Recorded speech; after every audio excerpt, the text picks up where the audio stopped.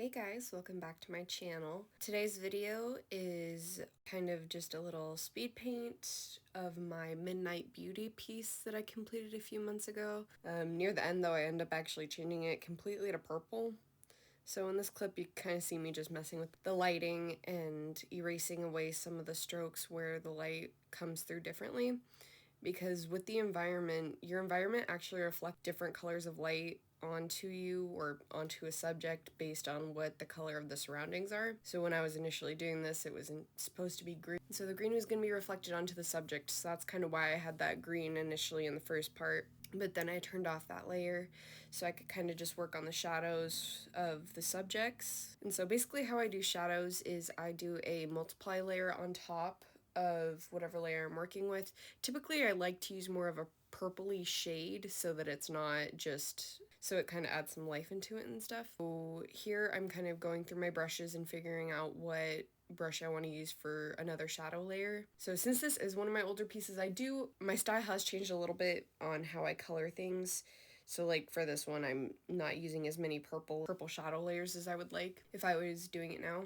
But with my style, the way that I shade faces is pretty simple. I just basically kind of block out where the most intense shadows and highlights are, where the pieces of the face poke out and stuff like that, because I don't like it to be too flat, but I'm also obviously not hyper realistic when it comes to the shading and the highlights.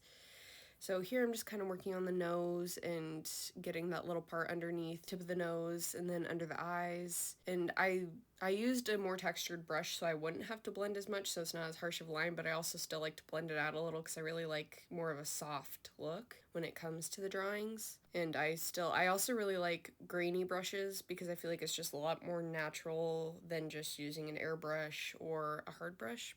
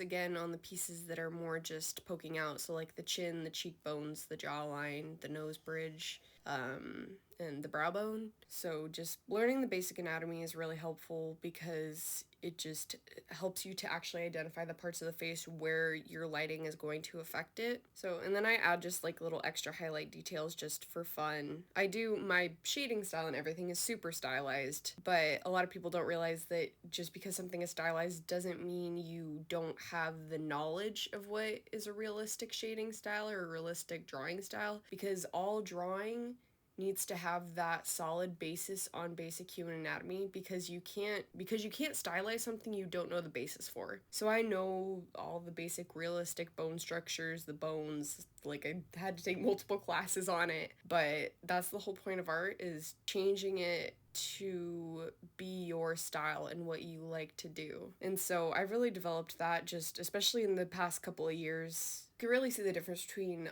my work from like 2019 to now, especially when it comes to animals and stuff. I've really come into this style that I really enjoy, with the whimsical sparkles and the color, really finding these intense colors, these saturated colors, with the hair, the eyes, and figuring out these ways to shade them out and everything like that.